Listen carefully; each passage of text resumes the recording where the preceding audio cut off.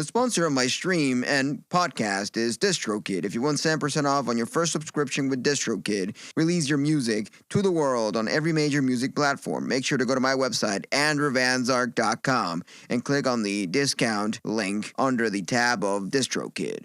The information on this podcast is my opinion and some internet research. You don't know the power of the dark side. Welcome to Star Wars Chatter, hosted by Andrew Van Zark.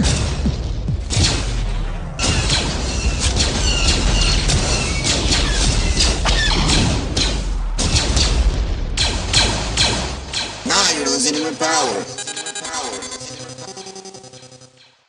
Alright, hello, and welcome to the Star Wars Chatter. I'm Andrew Van Zark, and this is your safe space with good Star Wars and music. And today we're going to talk about The Mandalorian Season 3, the first episode whatsoever. And for those of you listening to my show, I appreciate you being here. I do this live on AMP if you're ready and flowing with it. And if you know that you're watching and listening to this on AMP, you can click on the little scissors up above and you can make a 30-second promotion of my show. So today we're going to do a little review with some internet research and my own opinions with some blog posts and whatnot of the first episode of the Season 3 of The Mandalorian. And it was a great episode to say the least. It's kind of sad that it's 38 minutes. They're usually 1 hour long, but 30 minutes, it's a nice one, So let's get things flowing, let's get things running. So Din Djarin sets out on a path of redemption. So Grogu and Din Djarin set off on a new adventure in the Apostle. So after an extended absence of The Mandalorian has finally returned with the accelerating Season 3 premiere, which sees Din Djarin, voiced by Pedro Pascal, picking up where things left off in the Book of Boba Fett. If you skip the 2-episode arc in the spin-off series, fear not, the premiere brings you back up to speed. Yeah, with the recap and whatnot. You see when Mando talks to the armorer and the armorer says, "Hey, did you take off your helmet?" And then Din Djarin says, "Yeah, I did." Well, if you want to redeem yourself, you got to go to the lake or the river or something within the caves of Mandalore. And that's what he did. He set himself to get back to that place. He hasn't gotten there yet, but he set himself to I got to get there. And he's on his way, So drawing a parallel to Din's own spiritual journey, an existence as an unwilling apostle, The episode apt titled The Apostle opens the Concordia with a young member of the cult taking his vow. In contrast with The Mandalorian has shown us previously of his covert, it's jarring scene. When I saw this opening scene of, the Mandalorian Season 3, I thought that was Little Mando becoming a Mandalore. But no, it was just a young member taking his vow. The armorer, aka Emily Swallows, is once again at her forge, crafting Beskar armor for the newest member of the fold. But this isn't the hidden depths of Navarros or a few shattered Mandalorians halfway across the galaxy. This feels like a clan that is regaining its numbers and its strength. And it's a tragedy that quickly overtakes the festivities. A vicious beast emerges from the depth of the placid surface of the water and turns a few Mandos into fish food. Sadly, yeah, because, if I ever see a humongous deep sea creature like that, I am gonna be like, I'm out. I'm not doing none of this shit, So, despite the newfound masses, the armorer and the rest of the children of the Watch are overpowered and losing to the beast. Fortunately, Din Djarin returns to beg. The presence is perfectly timed to allow him to sweep in and save the day. However, even that isn't enough to sway the armorer into overlooking the fact that he has willingly removed his helmet, which they helped off Grogu's puppy dog eyes, and armorer reluctant agrees to allow Din Djarin back into the current of his proves that he bathed in the waters beneath Mandalore, which is presented as an impossible task. Din, however, is blindly optimistic in that this is just like any other mission that has ever been on. So the thing is that Mandalorians are not supposed to take out their helmets. Once they become a Mandalore, they are, meant to keep their helmets all the time. If you're not aware, for those of you that are not intertwined into the Star Wars lore that well, a Mandalorian cannot take off his helmet no matter what, unless you are part of Bo-Katan's clan and whatnot. That she just says, oh, that tradition, bullcrap. She just rebels out, you know. From there, the episode shifts into a formulaic mission of the week, styling that the Mandalorian has become known for. Din has a series of side quests he needs to complete before venturing off into the great unknown that is Mandalore. As anyone who has ever played video games will know, it's always important to check back in with the members of your inner circle, which is exactly what Din yet offers to Navarro to reunite with Grief Karga. Carweather, the actor. Since taking up the mantle as the High Magistrate, he has turned the once rundown city into a vibrant tourist spot. Though the city is still plagued by little pirate ships, trouble with the newly improved atmosphere, Grief tries to convince Din to settle down on Navarro, buy a tract of land, and have a normal life.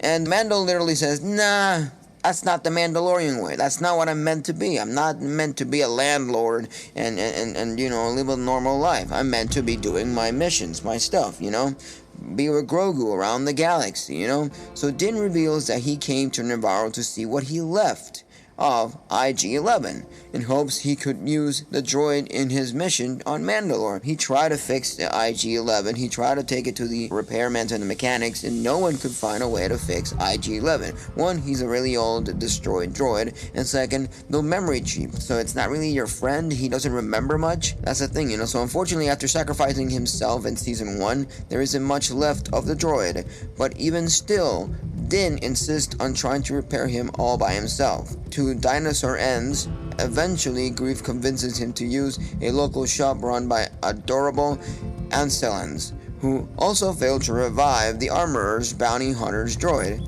so the former bounty hunter droid, leaving Din out of luck.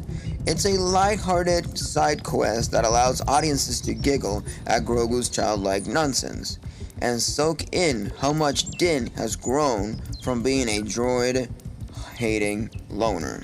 So, after a brief run-in with some troublemaking pirates, Din makes his way across the galaxy to castle that Bo-Katan, aka Kadi Skakov, has regated herself to Sluk in after losing out on reclaiming the Darksaber.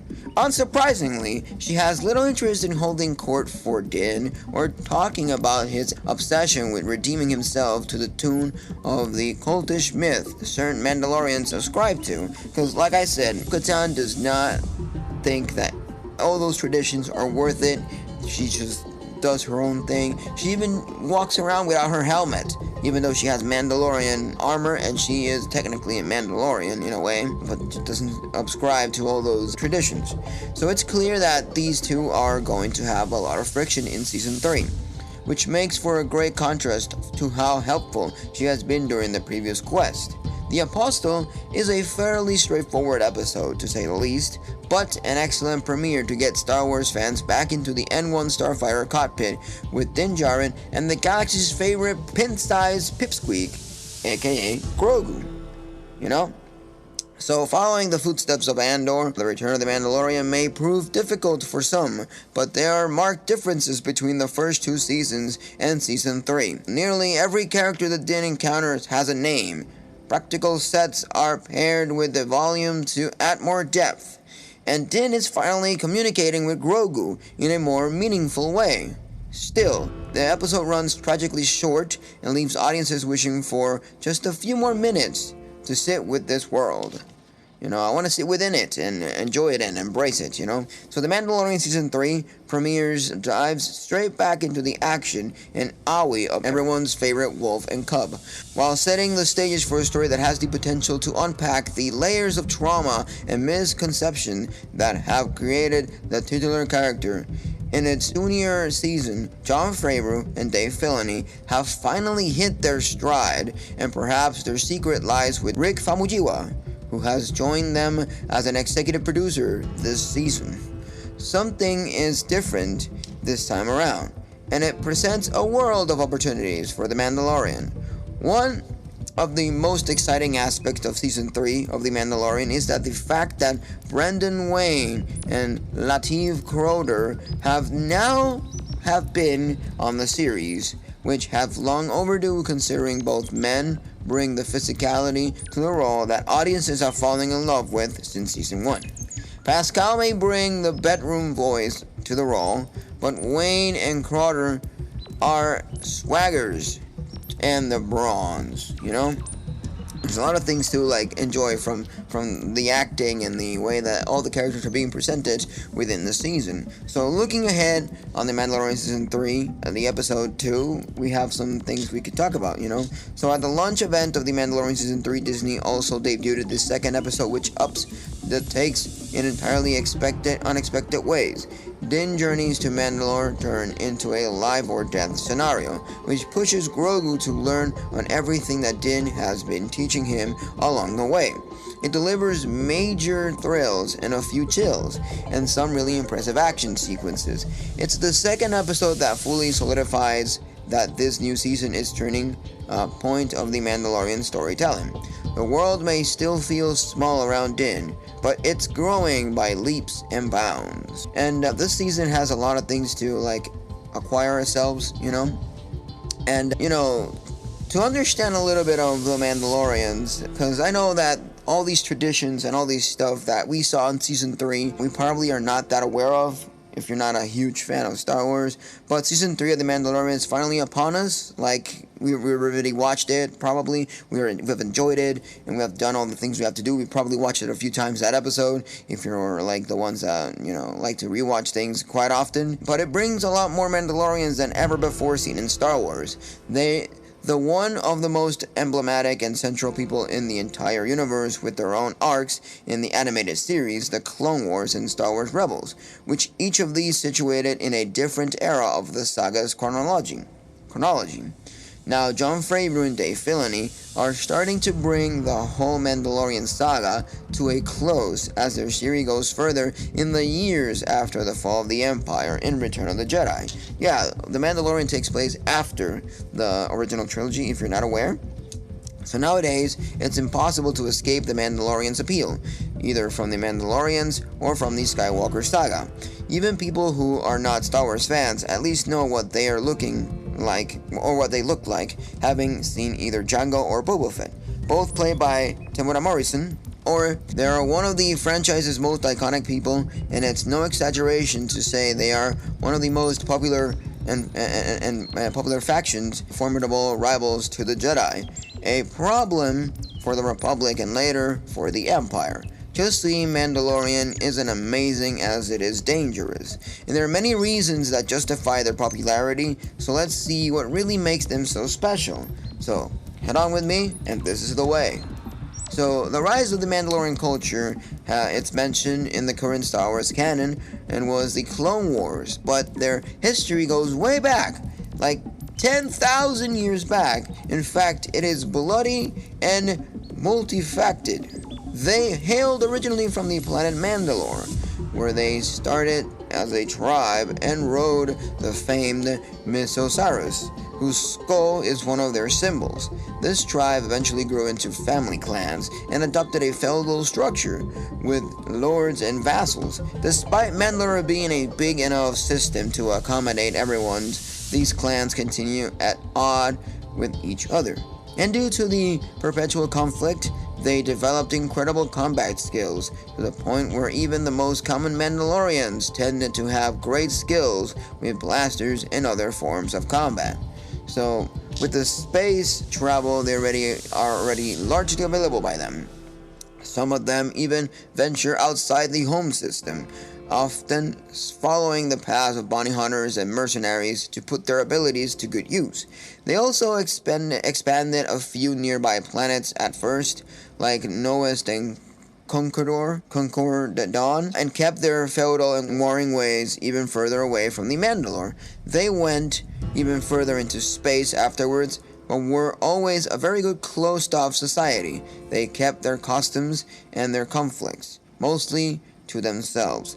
But that was bound to change soon enough, as those often led to the conquest of planets that were already home to other people and species. So, the Jedi-Mandalore War, what's all this about? So inevitable as it was, eventually the Mandalorian expansion brought them into the conflict with the Old Republic, more specifically with the Jedi Order, since those were the protectors of the Republic. Tensions were high from the start and eventually culminated in a series of armed conflicts, creatively known as the Jedi-Mandalore War. And even though they were highly skilled warriors, it took some time until the Mandalorians were able to level the battleground, as the Jedi's force welding capabilities and lightsaber proofs gave them the upper hand. The Mandos had to level up, and they did that when the first Beskar armor came to be, using ore from the mines in the Mandalore and its moon, Concordia. They are extremely light and can take a direct lightsaber blow with almost no damage, and last more than several lifetimes. So Star Wars Rebels Sabin Wren, Tira Sikar, explains it in a simpler terms. The armor I wear is 500 years old. I reforged it to my liking, but the battles, the history, and the blood all live within it. And the same goes for every Mandalorian. A Mandalorian's Beskar armor can also hide many weapons and gimmicks, from even missiles. So another instant Mandalorian weapon allegedly came into existence around this time, the legendary Darksaber. It was forged by the very first Mandalorian to be inducted to the Jedi Order, Tare Vizsla. To honor his heritage, he built a lightsaber that truly sets him apart from all the other knights and masters in the Order. It hilts and was made of high-quality Beskar. He eventually left the Order and went back to Mandalore to lead his people as Mandalore, and formed a House Vizsla. It's important to remember that Mandalorian's house often comprise minor clans too. Sabin Wren, for example, is a member of Clan Wren, which in turn is part of House Vizsla. So having the right last name also makes a lot of difference. We already met Vizsla before, heavily infantry Mandalorian Paz Vizsla, aka Jon Favreau, who fought Din Djarin over the Darksaber in the Book of Boba Fett, Return of the Mandalorian.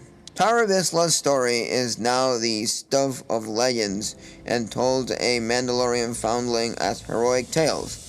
What is factually known is that after his death, the Darksaber was stored in the Jedi Temple in Coruscant as a Jedi relic.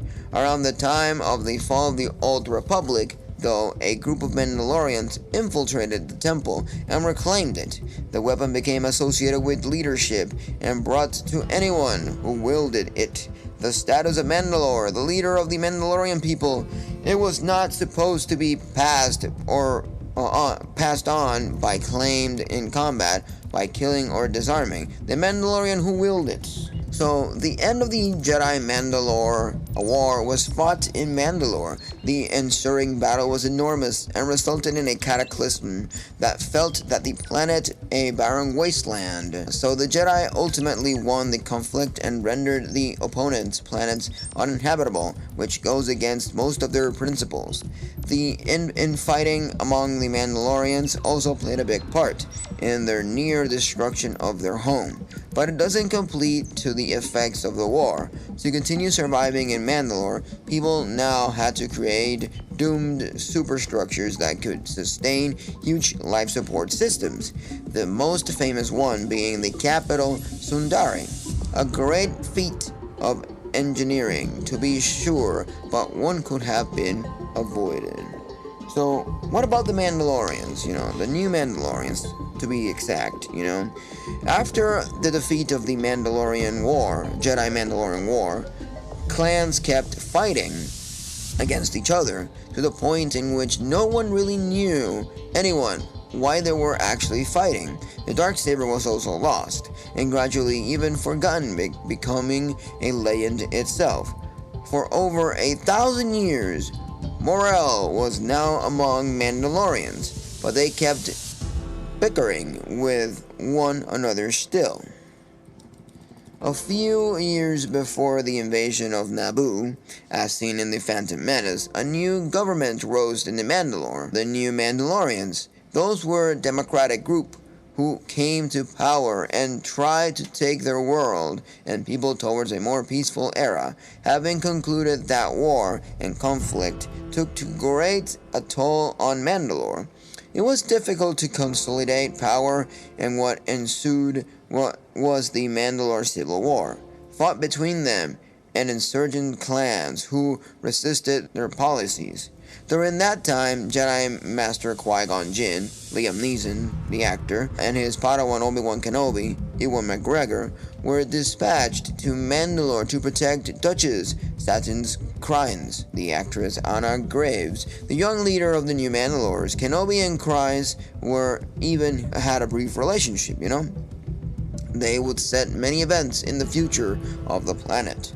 So the new Mandalorians won the Civil War, and the insurgent clans were banished to the moon of Concordia. One of those clans was the rebellious Death Watch, led by Pre Vizsla, which supports from Satine's own sister, young Bo-Katan Kryze. They were in favor of reinstating the old Mandalorian way of the war and strength, and did many terrorist attacks to spread their ideas. They would only have shot and achieving power some years later when the Clone Wars reached Mandalore. So, after the fall of Mandalore, Maul returns, and compared to other Mandalorians, Duchess Satine was certainly an outliner. She was inducted in the main centers of the galaxy, was trained in diplomacy, and was the owner of a moderate thought. Her backlog, however, was having ascended to power shortly before the stand of the Clone Wars, which started due to the involvement of Mandalorians, bounty hunters Jango Fett. Even so, her negotiation skills were enough to Mandalore neutrally in the conflict. Despite maintaining friendship with the Senator Padme Amidala and Jedi Master Obi-Wan Kenobi, for a brief period, Mandalore flourished and grew in peace. What forced Mandalore to take sides in the Clone Wars was the Death Watch. The Separatists began funding the radical group terrorist acts and proving military support. The Death Watch also had the Wright's last name backing them, with Vizsla as their leader and Kryze as their lieutenant. Not only that, but somehow Pre Vizsla managed to recover the long-lost Darksaber, further strengthening his claims to the position of Mandalore. So the Death Watch had a simple plan. They already had the support of Prime Minister Almec.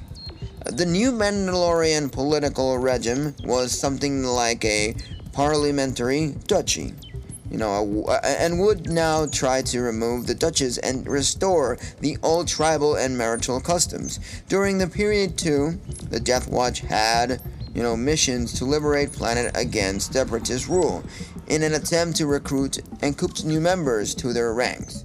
One of those would eventually rescue a young boy named Din Djarin, who had just lost his parents in a fight with separatist droids. So far from Mandalore, in a darker corner of the galaxy, a family figure reemerged. Maul was back after being rescued by the Night Sisters of his homeworld of Dathomir, and sought revenge against two people, Obi-Wan Kenobi and Darth Sidious, who disowned him as an apprentice even after his return.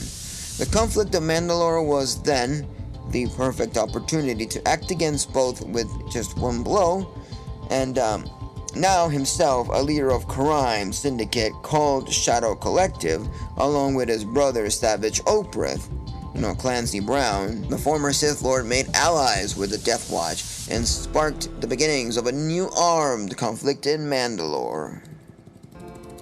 So the results were the death of Satine Opress and thousands of Mandalore civilians. And it's really sad when we see all those other civilians die, Shadow Collective rose to power in Mandalore, and Maul was now a Mandalore, after having killed Pre Vizsla.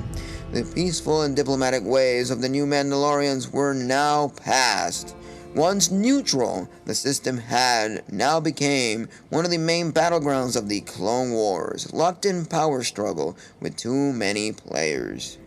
Bo-Katan refused to serve Maul, and touched by the death of her sister, formed her own band of Mandalorian warriors, the Night Owls, who aimed to rehabilitate Mandalorian society without losing sight of their proud ancient ways. She also swore that no outsider would ever rule Mandalore, but now there are thousands of foundling born outside Mandalore and even of alien species who are swearing to the Mandalorian creed. So eventually her position on that must have been reevaluated. The 7th season of the animated series of the Clone Wars showed us that even the fall of Mandalore was a poly orchestrated by Darth Sidious to separate Jedi Knight Anakin Skywalker from his former Padawan Ahsoka Tano. Now, an outcast, Ahsoka joined Bo-Katan's group of freedom fighters and negotiated the support of the Galactic Republic in a last attempt of reclaiming Mandalore. She confronted and defeated Maul during the Siege of Mandalore, and the Night Owls defeated the Shadow Collective. But as all of that was taking place, so were the events of the Revenge of the Sith, and the Republic gave ways to the Galactic Empire. Sidious was now Emperor and claimed Skywalker as his new apprentice, Darth Vader. The Jedi were exterminated and Maul fled as the clones who once fought beside Ahsoka now tried to kill her. She managed to escape with her friends, clone Captain Rex, but all was lost, and Mandalore was now part of the Empire. So what happened after the Mandalore under the Imperial rule? So within the rise of the Galactic Empire and all its military might, a fragmented society like the Mandalorians could not resist when faced with occupations. Having done his homework and learned from Siege of Mandalore at the end of the Clone Wars, now Emperor Palpatine selected some of the key local clans to form part of the New Order's own navy and army. Gar Saxon, who fought in the Siege of Mandalore as part of Maul's Shadow Collective, was named the Viceroy of Mandalore.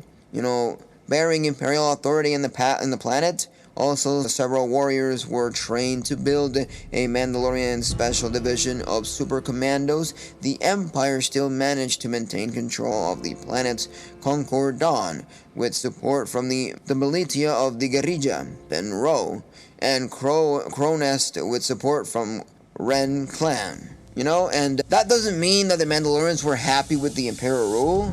But temporarily peace was violently enforced, and most Mandalorians harbored ill feelings towards the Empire. Despite not saying it, there were even those who support to join the Rebel Alliance. At this time, still a small movement that tried to ally several rebel cells. The rebellion's proposal was simple: to unite under a single flag, all those who opposed imperial tyranny. Naturally, the Mandalorians were resistant to the idea. But, the presence of Sabine Wren among the leaders of the movement managed to convince some of them to mainly the Wren clan. This, along with the support from Fen Ro, who came to defect and join the rebels, and Bo-Katan Kryze, and the fact that Sabine was the new Darksaber wielder, managed to unite part of the people in a local movement, against the Empire, especially after she defeated Gar Saxon in a duel. All these events are part of the Mandalorian arc in Star Wars The Rebels, but Sabine never knew and wished for the Mandalore. Once Imperial rule on Mandalore was broken, she handed the legendary weapon to Bo-Katan, who took it willingly. It seemed they now had a new leader, but the armor reminds us in Return of the Mandalorian, the Darksaber must be won by creed in battle, and Bo-Katan did not win it in battle. The consequences of that were prophesized, as the armorer once again recalls. So quoting here, it is said, "One warrior will defeat 20, and the multitude will fall before it. If, however, it is not won in combat and falls into the hands of the underserving, It will be cursed unto the nations. Mandalore will be laid to waste, and people scattered in the four winds.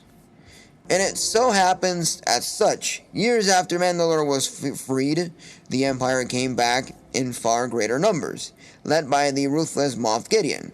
They easily overpowered Bo-Katan's illegitimate rule and bombed the whole planet during the Night of 1,000 Tears. Even the doomed cities were bombed, forcing what's called the Mandalorian diaspora. Not only did they lose their home, but also all of their people were decimated again.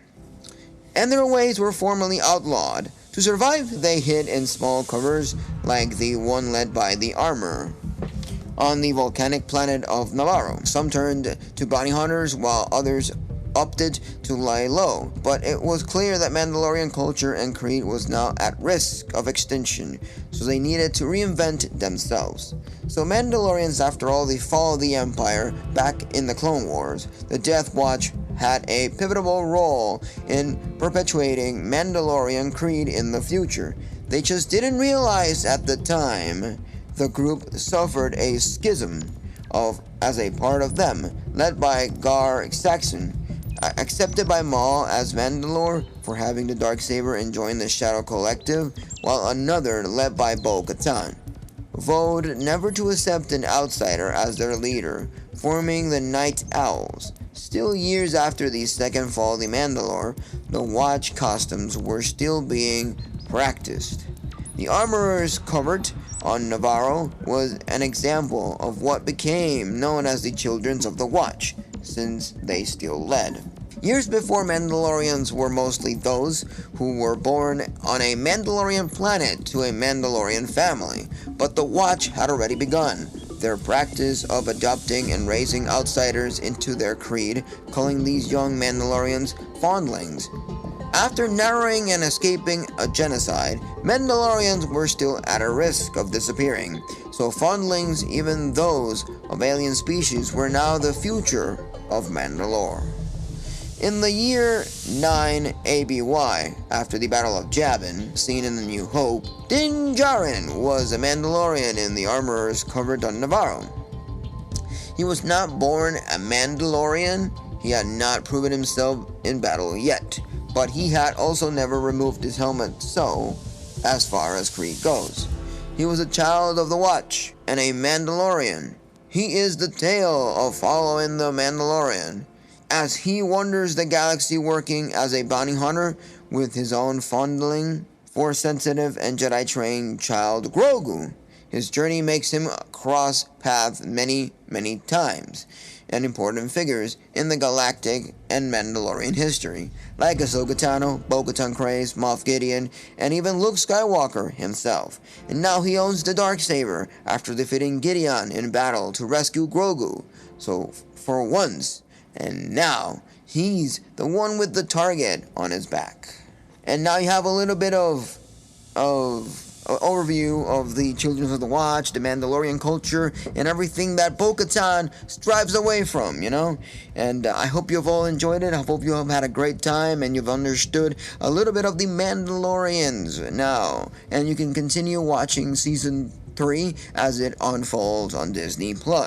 I've been almost all the Star Wars content that's been running until now, the Bad Batch, and now the first episode of the Season 3 of The Mandalorian, and I'm really stoked and I'm really happy, and you heard my thoughts and review at the beginning of the episode here on the radio show Star Wars Chatter. I'm Andrew Van Zark, and this is your safe space which goes Star Wars and music. You know the drill. I'll catch you on the flip side. Adios, amigos. Hope you have a great time, a great day, or a great night, depending when you're listening to this, and I love you all, and may the Force be with you. Bye! Roll that outro. The Force is with you, young Skywalker. But you are not a Jedi yet.